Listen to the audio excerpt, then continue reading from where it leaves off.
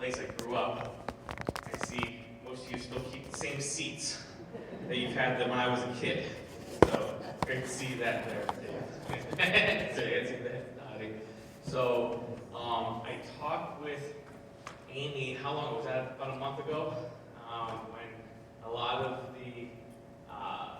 the war had broke out, and I don't know, we ended up talking about an hour on the phone, just filling her in on everything that's going on, and how it's been affecting us and our ministry. And so I offered to come to share with you guys this morning, and so here we are.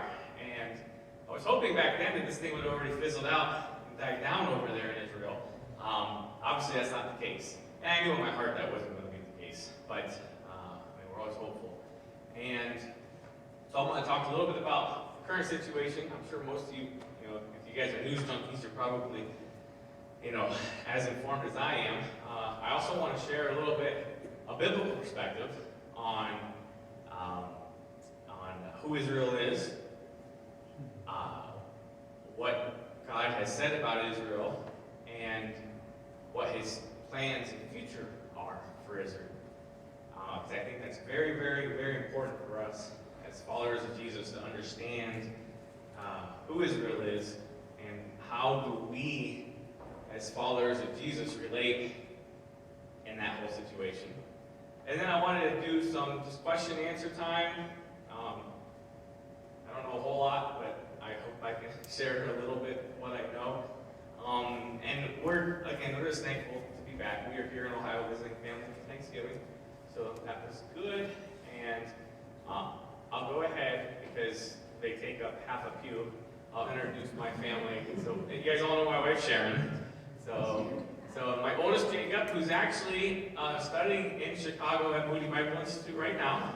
So he's started off as a Jewish studies major himself. So he's been enjoying that. And then Benny's our senior in high school. And then Lola on the end. That's why I forget what grade she's in. See, she's a sophomore. And then Bryn, is she a freshman yet? She's an 8th grader. I'm kidding. I know these things. Do I know these things, guys? No? Okay. So life is always busy at home, and Sharon's doing a wonderful job homeschooling, and just helping things stay managed and focused at the house. And so that's my family. We've all been blessed by the generosity of the church over all these years, and so we're very thankful for that. So where should I begin? I'm going to begin by, I guess, asking a question. When you think of Israel, just the word Israel, what comes to your mind? This is time to just, Chosen.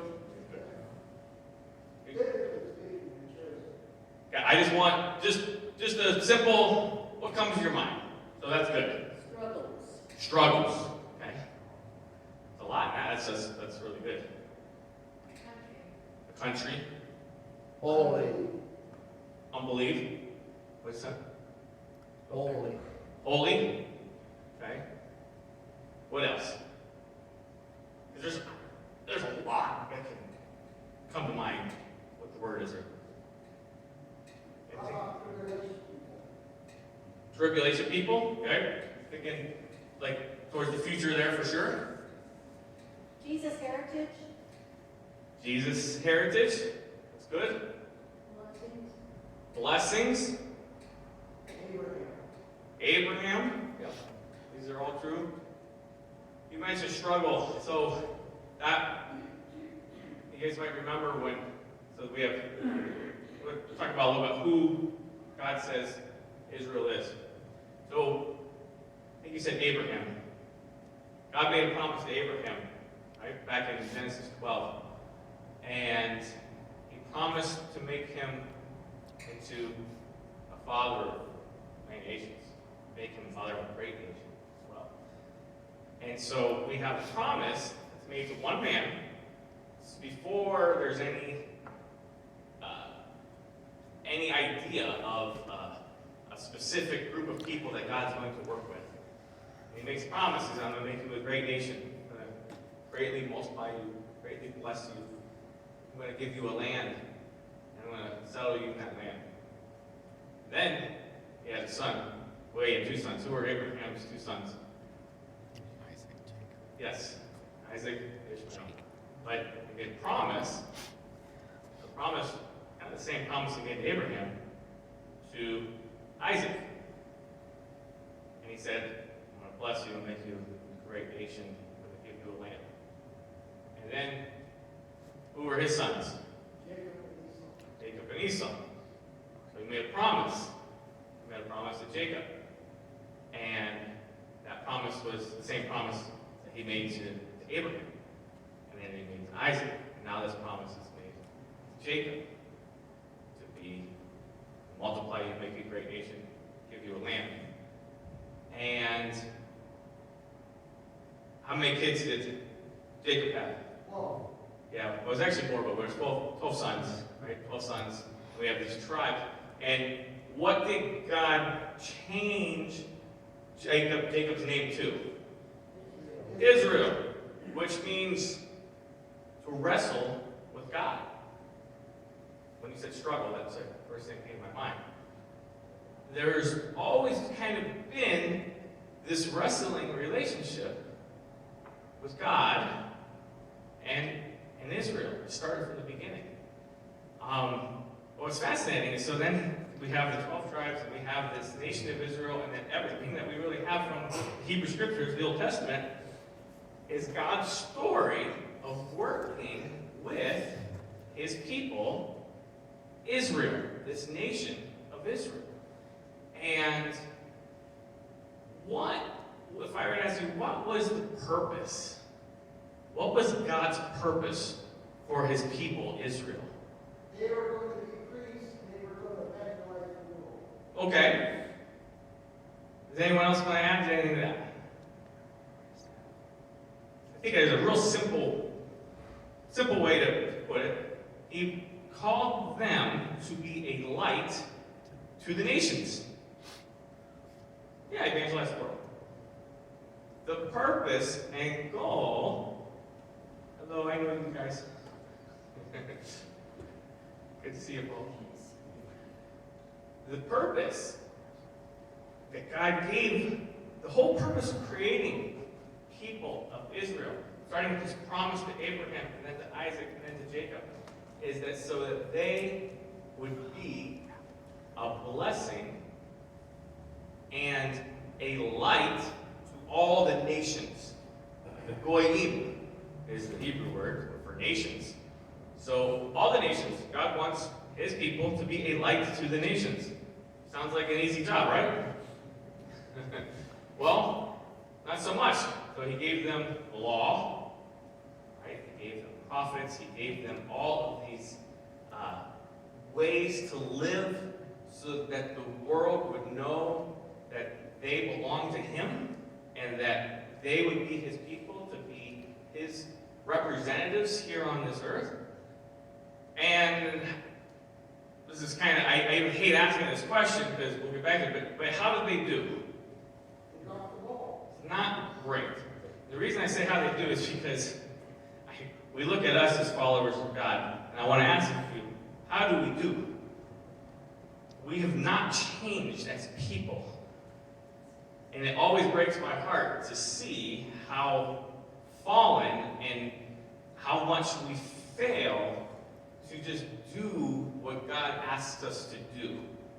It's just one of these human problems.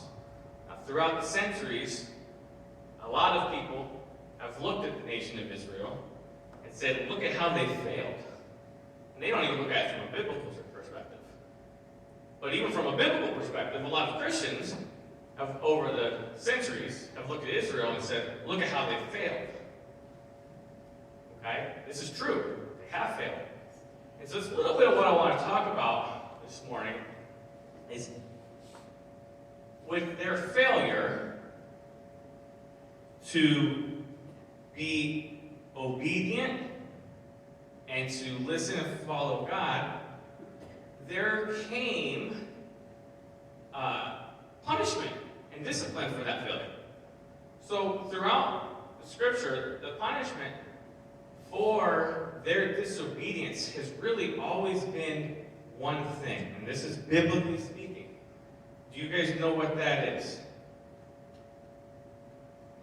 The failure, or I'm sorry, the basic punishment or the discipline.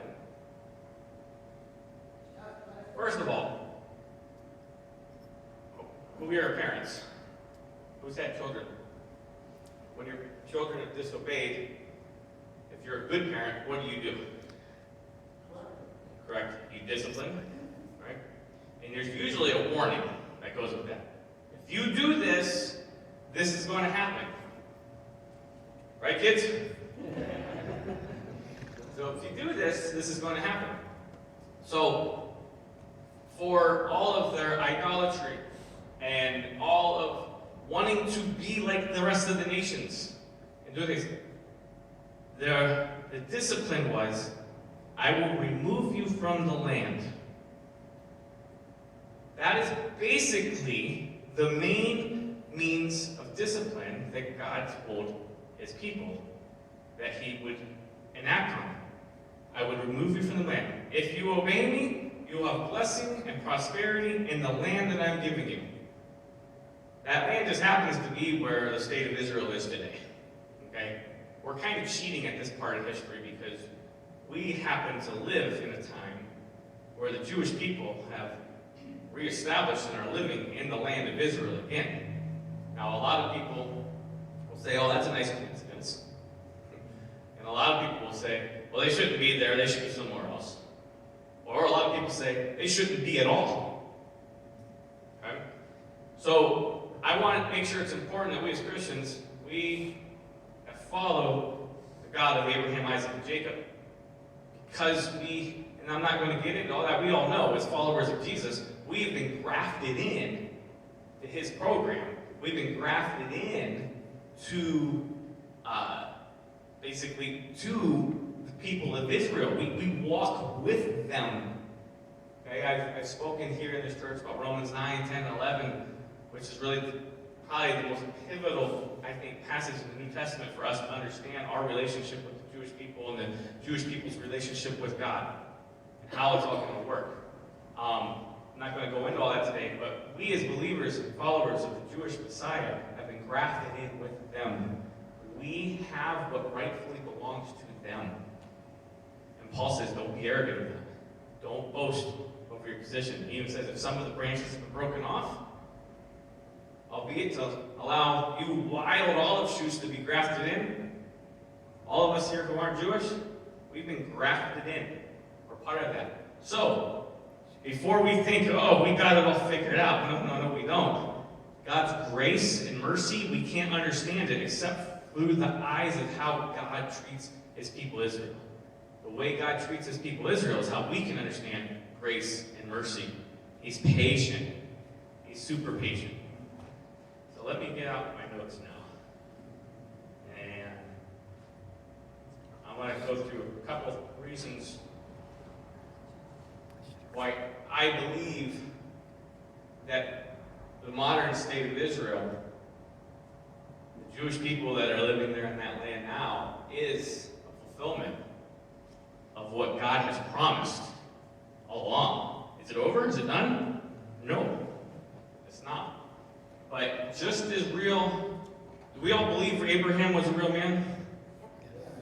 And Isaac, Jacob, and he actually worked for real people, flesh and blood, and this Jewish people, the Israelites, and God told him and gave them the laws and the statutes and all that. This was real.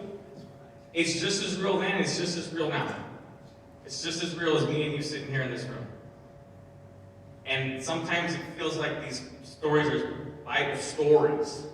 They're not stories. They're real.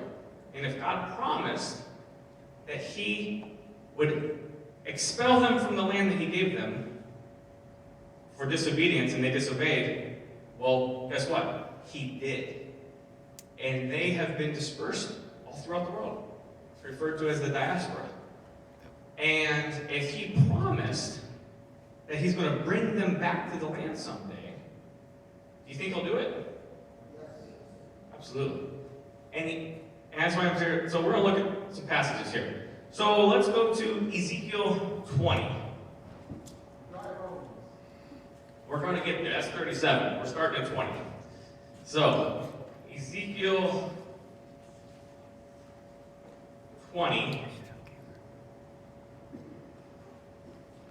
I should have had this ready to go.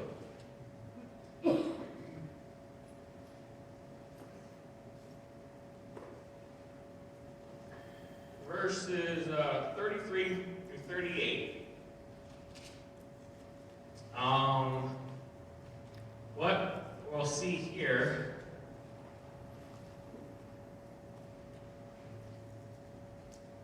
is that the rebirth of Israel, I'll set this over here,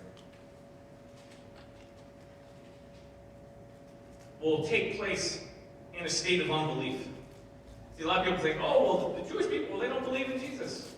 As a whole, they don't. I actually know a whole lot of Jewish people in the land of Israel that do believe in Jesus. I'd like to share a little bit with them about their stories right a little later. But as a whole, the leadership of the Jewish people have rejected Jesus as the Messiah. So you don't have to keep listening to me. Can someone read Ezekiel 20, verses 38 through 30? Oh, sorry, 20. Ezekiel 20, chapter 20, verses 33 through 38. So there we go. As I live, declares the Lord God, surely with a mighty hand and an outstretched arm and with wrath poured out, I will be king over you. I will bring you out from the peoples and gather you out of the countries where you are scattered with a mighty hand and an outstretched arm and with wrath poured out. And I will bring you into the wilderness of the peoples, and there I will enter into judgment with you face to face. As I entered into judgment with your fathers in the wilderness of the land of Egypt, so I will enter into judgment with you, declares the Lord God. I will make you pass under the rod, and I will bring you into the bond of the covenant. I will purge out the rebels from among you, and those who transgress against me. I will bring them out of the land where they sojourn, but they shall not enter the land of Israel. Then you will know that I am the Lord. Perfect, thank you. Okay. I will bring you from the nations and gather you from the countries where you've been scattered. Okay? And then there's all this judgment that goes along with it. He's going to do it with outpoured wrath and with judgment. So, I ask you, if you're living and walking with God the way He would want you to do, would you be meeting Him with outpoured wrath and judgment? No. No, you wouldn't. Because that's not how God works. However, He says He's going to do this anyways, despite them being in a state of disobedience. So, His regathering isn't conditioned on them turning to the Messiah or following His ways. So, Ezekiel 36, a few chapters later, verses 24 through 26. Ezekiel 36, 24 and 26. Can someone read that? I got it for you. All right. Go ahead. I will take you out of the nations. I will gather you from all the countries and bring you back into your own land. I will sprinkle clean water on you, and you will be clean. I will cleanse you from all your impurities and from all your idols. I will give you a new heart and put a new spirit in you. I will remove you from your heart of stone and give you a heart of flesh. Wow, He just said He's going to bring them back again. Now, we're only going to look at a couple passages, but I've recently been going through a lot of the old prophets again, and I cannot believe how many times God says He's going to bring them back to the land. Now, there's been a history of removing them from the land. We have the Assyrian captivity, And then later on we have the Babylonian captivity. So there were a couple times where they were exiled from the land. So this isn't like a new pattern. This has happened a few times before. And God brought them back. And remember, then they rebuilt the temple in the days of Ezra and Nehemiah. But then, even in those times, these warnings came again. Now make sure you do what I want you to do. If you don't, you're out again. Well, the last time the greatest time that the Jewish people were expelled from the land was in like 135 AD. So after Jesus has come, did what he did for all of us, and then the earliest disciples start to go out, spread. Remember, who were all the earliest believers in Jesus? Sometimes forget. They're Jews. There really weren't any non-Jewish believers in Jesus. They were all Jews. Jesus said, I came to seek and to save the lost sheep of Israel. Right? That was his purpose. Thank God he opened the doors and the floodgates to everybody, which was always his plan. It was always his plan. So you have this massive dispersion that takes place in 135 AD after the Romans have finally had it with the revolts and uprisings of the Jewish people. And when this revolt takes place and the heavy hand of Rome just squashes it, the Jewish people, for really the last time for centuries, are pretty much expelled from the land. The fascinating thing is there's like very, very historically, very, very few people living in that land of Israel for almost 1,700 years. There's people that live there, but not many. It's a very nomadic, lots of desert land, lots of just uninhabitable areas then throughout history. So they're just poor. But again, we see, I'm going to bring you back, and not only that, he said, I'm going to give you a new heart. I'm going to cleanse you. Do we need cleansed if we're already clean? No, we don't. So here we have another thing. God is going to bring his people back to the land of Israel in a state of unbelief. Okay, now we get to Ezekiel 37. 37, 1 through 10. I'm going to go ahead and read this. That's prophecy.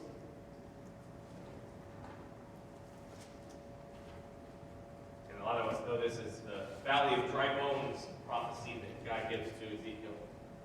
It says, this is Ezekiel, the hand of the Lord was upon me, and he brought me out by the Spirit of the Lord, and set me in the middle of the valley. It was full of bones. He led me back and forth among them, and I saw a great many bones on the floor of the valley, bones that were very dry. He asked me, Son of man, can these bones live? I said, O sovereign Lord, you alone know. Then he said to me, prophesy to these bones and say to them, dry bones, hear the word of the Lord. This is what the sovereign Lord says to these bones. I will make breath enter you, and you will come to life. I will attach tendons to you and make flesh come upon you and cover your skin. I will put breath in you, and you will come to life. Then you will know that I am the Lord. So I prophesied as I was commanded. And as I was prophesying, there was a noise, a rattling sound. The bones came together, bone to bone. I looked, and tendons and flesh appeared on them, and skin covered them, but there was no breath in them. Then he said to me, prophesy to the breath, prophesy, son of man, say to it, this is what the sovereign Lord says, come from the four winds, O breath, and breathe into these slain, that they may live. So I prophesied as he commanded, and breath entered them. They came to life and stood up on their feet, a vast army. So here's the question. Ezekiel, can these bones that I'm showing you, these very dry bones, can they live? And when God asks you a question, it's a pretty good answer. Only you know, God. Right? Only you know. And then he shows them the sequence. And here's the sequence. There's noise and rattling. then the bones come together, and the tendons and flesh and skin attach and get on these bones. And then, but he says, but there's no breath. But then, he says, breathe into them, and then the breath comes, and then they're alive. Okay, so this is the sequence. And then, thankfully, we're not just left with that. Because he keeps telling us, in verses 11 through 14, the meaning. Aren't you glad that God tells us what he means? All right, so 11 through 14, keep going. Then he said to me, Son of man, these bones, who are these bones? They're the whole house of Israel. These bones are not the church. These bones are not some other nation. These bones aren't you and me. He says, these bones are the whole house of Israel. Okay? They say, who say? The bones say, Israel says, our bones are dried up, and our hope is gone. We are cut off. Therefore, prophesy and say to them, this is what the sovereign Lord says. O my people, I am going to open your graves and bring you up from them. I will bring you back to the land of Israel. I think we've already read that a couple times. Then, you, my people, will know that I am the Lord. When I open up your graves and bring you up from them, I will put my spirit in you, and you will live, and I will settle you in your own land. Then you will know that I am the Lord who has spoken. I have done it, declares the Lord. I don't know about you, but this gives me hope. Because when we mess up, God gives us hope to restore us. Okay? If he would just said, I'm done with Israel, God would then be a liar. Because he has done nothing but promise them after promise after promise to do all these things for them. Right? And if he was to say, I'm done, then we could not trust our God. He would not be trustworthy. But if he's going to do what he says, and because he's got a pretty good track record over the last, all the recorded history that we have, we can know that he's going to do what he says. So, the identification, we have the whole house of Israel. We know they're those without any hope. If you have hope, you don't need to have hope. And he says, I'll bring you back to the land in a state of hopelessness. I don't know about you, but when I look at the state of Israel right now, I see a state of hopelessness. I've been there twice. It's a land full of people that really don't care about God, period. Very, well, it kind of looks like America, actually. It's a very similar situations that we have here. Everyone is living for themselves, living according to their own ways. And of course, you have pockets of people like those here at Faith Community Church and those in other parts of the world where there's Christians who gather together and worship God in spirit and in truth. And you have small pockets of those people in Israel as well today. They're the remnant, right? But there's going to be a time when something special is going to happen. He's going to cleanse them. He's going to bring life to them. He's going to do some amazing things. So, the fulfillment of the dry bones. The dry bones are the Jewish people in the diaspora. Those who are spread around all the world. Because that's what he did. And then you have the stages of the bones coming together. You have, the noise and rattling come together, the flesh comes on, but they're just standing there. When you look at the history, just recent history, really starting in the mid-1800s, you start having these massive migrations. First, they were small trickles of migrations of Jewish people going back to the land of Israel. And they were going, of course, this time it's called Palestine. And the reason it was called Palestine is because, remember I mentioned the Jews were expelled in 135 AD? Well, the Romans were so fed up with it. No, that was the first one. The second one and final one was 135. 70, there was the first revolt, and that's when the temple was destroyed. Then there were a bunch of Jewish people still there who said, no, we're going to get rid of this Roman occupation for good. And that was in 135, and they were led under, believe it or not, the rabbis of the day. They proclaimed, have anyone ever heard of Rabbi Akiva or the Bar Kokhba revolt? Rabbi Akiva proclaimed that Bar Kokhba, son of Simeon the Kokhba, was the Messiah. Just 70 years earlier, Jesus was here. So this wasn't that long ago. This revolt, the Jewish people, not all, but a lot of them said, okay, this guy here, Simon, he is the Messiah. He is the one that God is going to get rid of the Romans rule. Well, we know that didn't work out too well. So very quickly, the Jewish people and rabbis realized that he wasn't the Messiah. But after that revolt in 135, the Romans said, you know what, we're done with you. We are going to rename the land after your ancient enemies, the Philistines. And the place was called Syria Philistina, or transliterated into English, Palestine. And we've been calling the land Palestine all the way up until 1948. And so when you had the British Mandate before World War II, it was called the British Mandate of Palestine. So that's what the land was called, and the name just stuck ever since 135. And so now you have, in 1850s, these Jewish people coming back to the land. Why were they coming back to the land? Because everyone hated them. Everyone in Europe were persecuting them, they were killing them, and then they said, oh, we have nowhere to go, let's go to Israel. We know that we were there once. And then you start having this happening in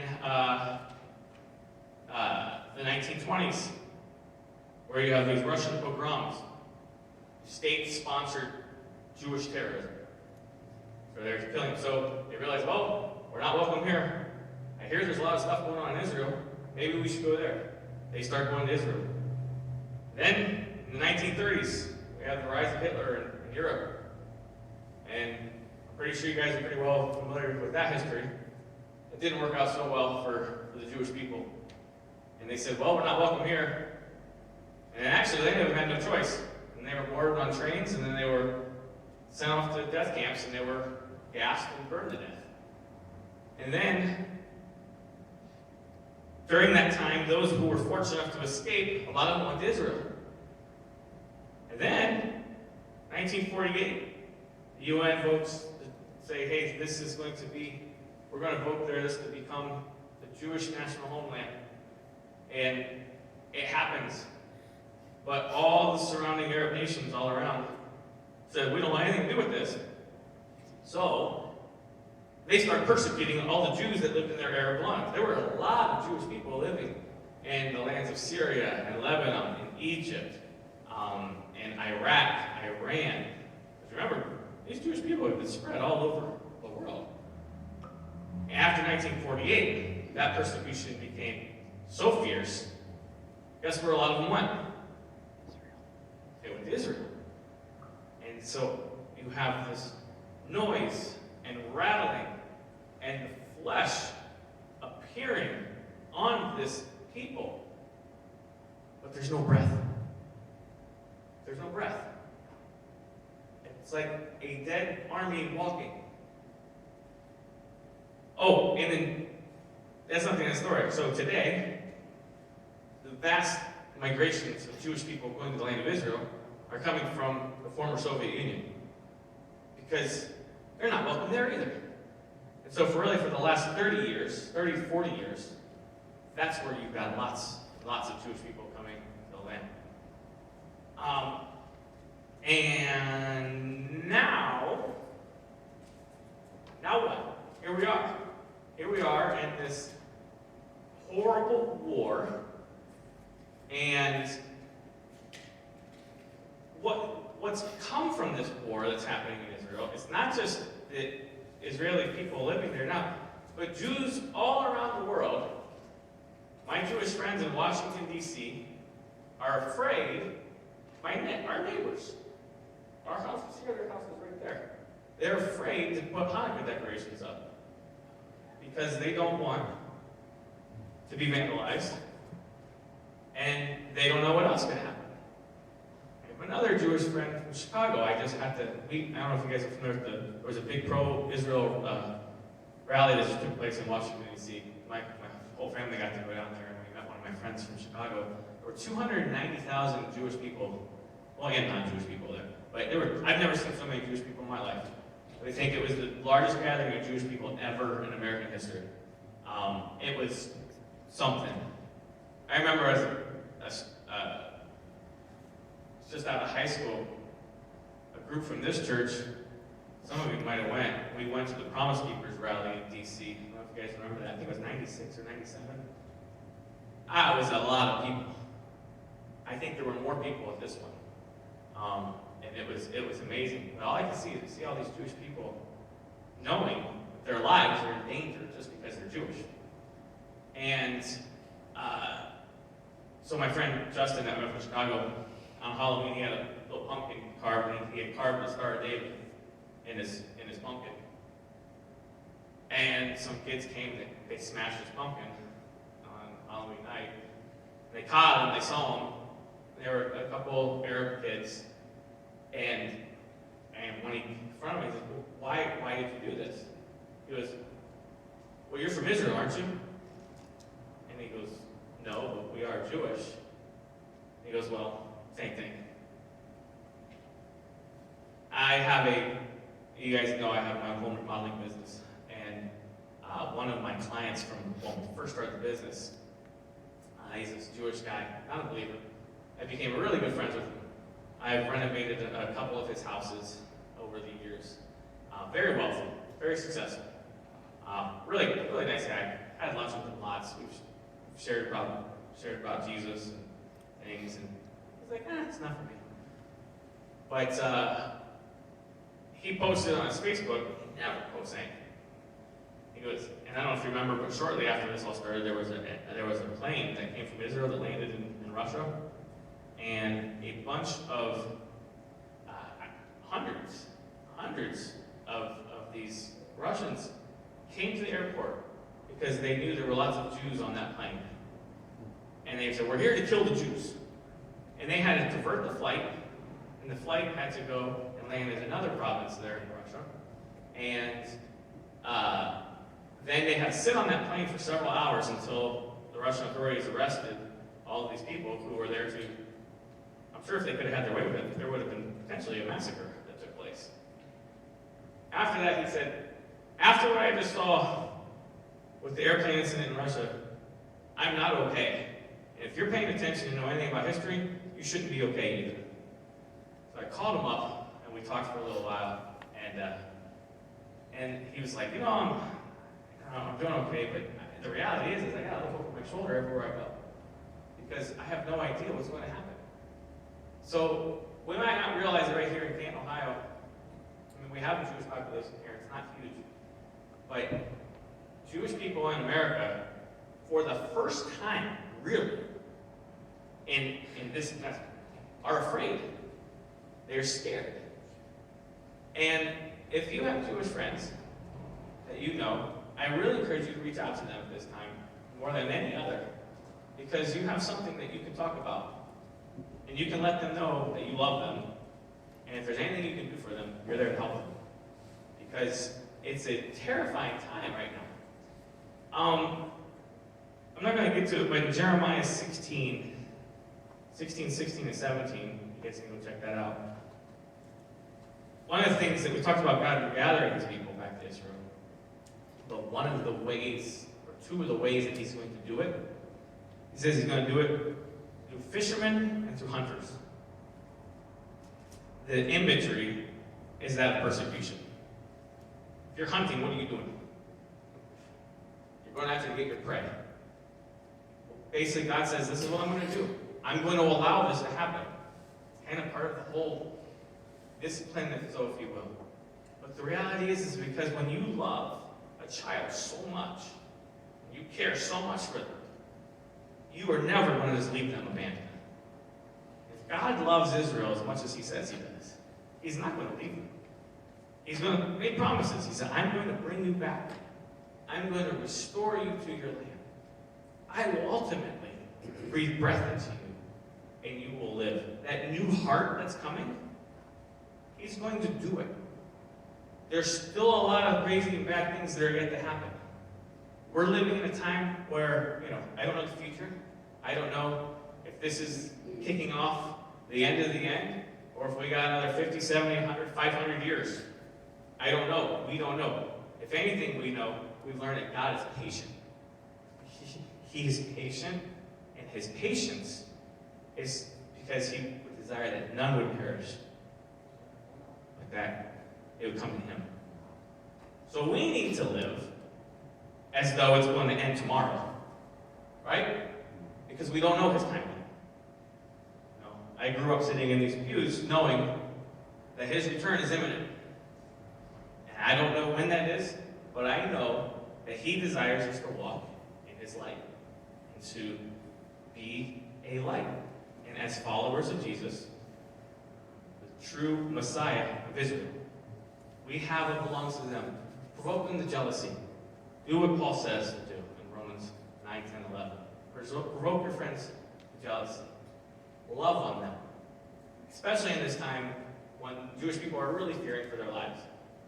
So, with that, I kind of wrapped up a biblical perspective of what God has said. Talked a little bit about what's going on there. I don't want to get into details of the war. You guys can really follow the news and see all that. We have a friend that I went to school with. His name is Jason Rose, and he's been living in Israel now for 15 years or so. And he has 5 kids, and nobody that lives in Israel has not been affected by what took place on October 7th. Nobody. His friends or his sons, they have a schoolmate whose cousin, or I think sister, was kidnapped.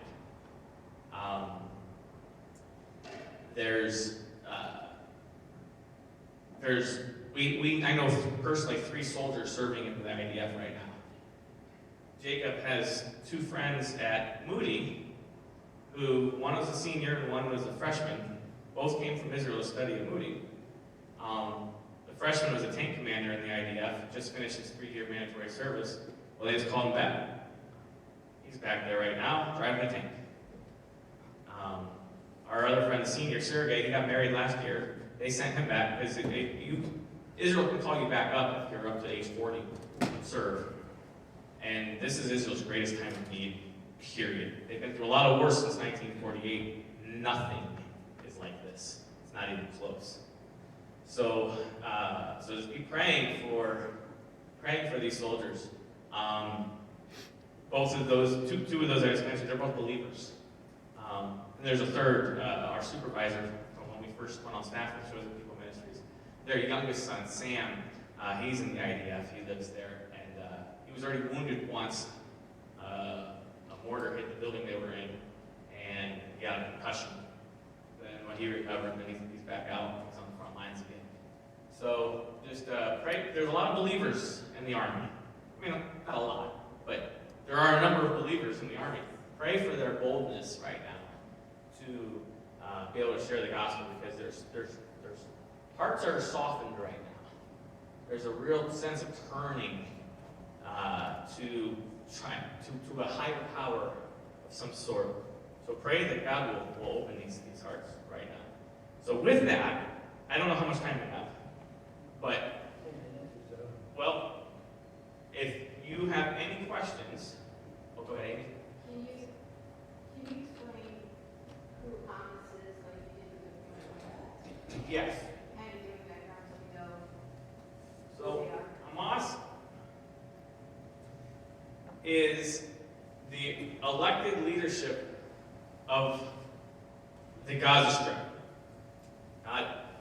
And they're also a terrorist organization that really think started coming, I could be wrong with dates, but I think it was the 1970s is when they started to come into kind of being. Their whole goal, the goal of Hamas, it's an acronym in Arabic. I don't remember what the acronym stands for, but they were very clever that when they made the acronym, in Hebrew, Hamas means violence. So Hamas means violence. So pretty handy for them. Their whole stated goal, and this is their charter, I mean, this is who they are. They say this, is to eliminate the Jews out of the land of Israel from the river, which is the Jordan River, to the sea, which is the Mediterranean. So when you hear people talk about occupation, and they're not talking about, this little land in Gaza or the West Bank. These are two distinct areas. They're talking about the occupation. Any Jewish person that lives on the land of Israel, they want them dead. They want them out. They believe it's theirs. Okay? That's, in a nutshell, who Hamas is. The reason you have like a West Bank, and without getting into, I don't know if I can do this quickly, but the West Bank and the Gaza, there's two Palestinian territories. When you hear like the refugees, so in 1948, when the UN voted to have Israel be a sovereign Jewish nation, there was, the Arab nations said, we're going to attack. So all of the surrounding Arab nations told the Arabs living there, because you have lots of Arabs and lots of Jews living in the land at this time, relatively peaceful, although leading up, particularly after World War II, there were a lot more conflicts taking place. But the Arab nations told all of the Arabs living there in the land, flee, leave. Our bullets don't know the difference between you and the Jews. We don't want to kill you accidentally, so that when we finish wiping out all the Jews, you can move back into your land, and then there'll be a land free of Jewish people. Well, somehow, miraculously, and I really do think it's a modern day miracle, this struggling little nation of Jewish people who had no support, really, won the war. They won the war. We actually got to meet Sharon's boss in Chicago, and actually fought in the Israeli War of Independence. Back when we were students at Moody, he came, he's not a believer, but he spoke to one of our classes at the school. And he says, I don't know. It was funny, we'd be sitting here and we'd see all of the tanks and the soldiers across the way, and there was just a few of us sitting in a little ditch. And we'd make a bunch of noise, and then they fled. Doesn't that just sound like some of the stories you read in the Bible? And we would ask them, do you think that God was there with you? I don't know. So, Israel wins the war. All of those refugees that fled, now they're in Egypt and they're in Jordan, and they don't want them. They don't know what to do with them, so they make these refugee camps. And the same thing happened in 1967, and what's called the 6-Day War.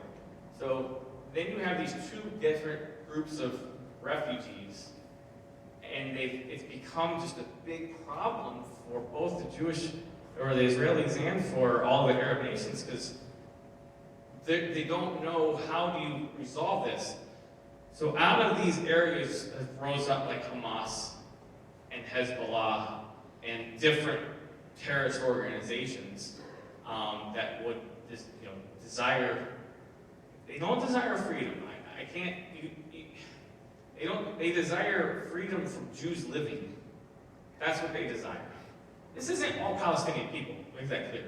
This is those who have, subscribed to this ideology.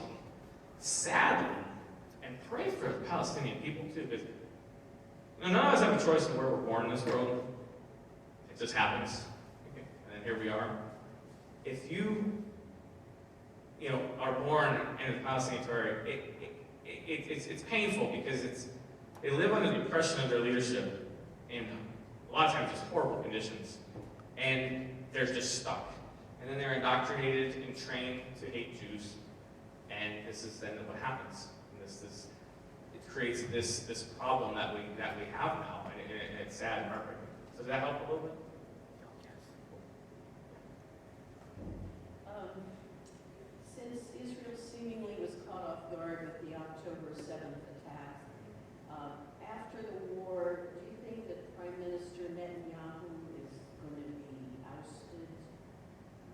Yeah, I don't know. I know that there's a lot before this happened, and I think this is why Israel was caught off guard so much. There was so much internal fighting. Doesn't sound that different from here, actually. Where you have the guys who love Netanyahu, and then you guys that hate Netanyahu, and then there's just this political strife. I think there was so much lack, and I think they felt like, well, we got the Iron Dome, which is their missile system that takes out. They felt there was a relative calm, and you kind of let your guard down. So right now, in the midst of this war, there's a lot of unification. However, afterwards, it's going to be hard to say. I really don't know. I know that it's going to be fascinating to watch because it's going to have big implications going forward. Well, there's two thoughts here. One is God's promise to Israel is our promise. If we help Israel, we're going to be blessed. If we don't, we're going to be cursed. And if you look at Ezekiel 37, the dry bones, almost all prophecy is fulfilled, except for one. He's going to pour out the Spirit to them. Right now, you see what's happening in Israel. They're being disciplined. They're being chastised for their unbelief. I believe that what he's talking about the Spirit going into the bones, becoming a nation again, it's going to be when they recognize when Jesus comes back, when they recognize him is the one they crucified, and they're going to be one nation built in one day. I think this is during the tribulation is the future, but it's our responsibility to help Israel. Because if we don't help Israel, we see what's going to happen to our nation. Because we're going to be cursed the same way. Two things. I agree, 100%. Two things. What you were talking about is God's promise to Abraham. Along with that, and it was reiterated 7 times throughout the Old Testament. He says, I will bless those who bless you, and I will curse those who curse you. That equation has worked out all throughout Scripture. You look at any of the nations that decided to fight against impose Israel. Do you hear about the Amalekites anymore? Do you know who they are? Do you see the Amalekite people? Do you see the Canaanites? Do you see the Jebusites? Do you see any of them? Take your pick. No, they don't exist anymore. Who does exist? That's funny. God's chosen people. You're right. God will bless those who bless Israel. I believe that's a personal thing. You bless your Jewish friends. You bless your Jewish neighbors. I also believe it's a national thing. I also believe that's why we have, we have been so blessed as a nation is because of that support. Second thing you mentioned, when they will turn to the other side, the day is coming. That whole breath that he will breathe into him. Zechariah 12:10. It says that it's a picture of all the nations around Israel is going to attack them again. And this time there's like no hope. And it says at that time, it says they will look on me, the one they have pierced, and they will mourn for him as one mourns for an only son. It's one of the most clear messianic passages. It doesn't refer to the first coming of Jesus, but it refers to this future coming of Jesus, where he's going to become, he came as a suffering servant, right? To suffer, to die, and to take on the sins of the world. But when he returns, he says he's coming as a conquering king. And he's going to come, and he's going to come to enact vengeance on the world. And all the nations, this is all nations all the time, I don't understand how this works, will be judged for basically one thing. How did they treat Israel? It's just what it is. And so God's going to enact that vengeance on him. But they're going to turn, and when we were at the rally in D.C. and we saw just tens of thousands of Jewish people, all I could think of was this verse in Zechariah. They will look on the one that they have pierced. And they will mourn for him, as one mourns for an only son. And Paul says in chapter Romans 11, one day all Israel will be saved. That's the New Testament. all Israel will be saved. That doesn't mean all Jews of all time, all Jewish people will be saved just because they're Jewish. It doesn't mean that at all. It means he has a plan for his people. They are going to turn to him, and they are going to look at him. And at that time, that's going to be the culmination of all things. And then his kingdom will be set up, and then Jesus himself will be reigning as a king on this earth. From Canton, Ohio. No, from Jerusalem. Like literally, the place Jerusalem, the place that's over there. That's where Jesus is going to be. Our faith is real. It's as real as me and you standing here right now.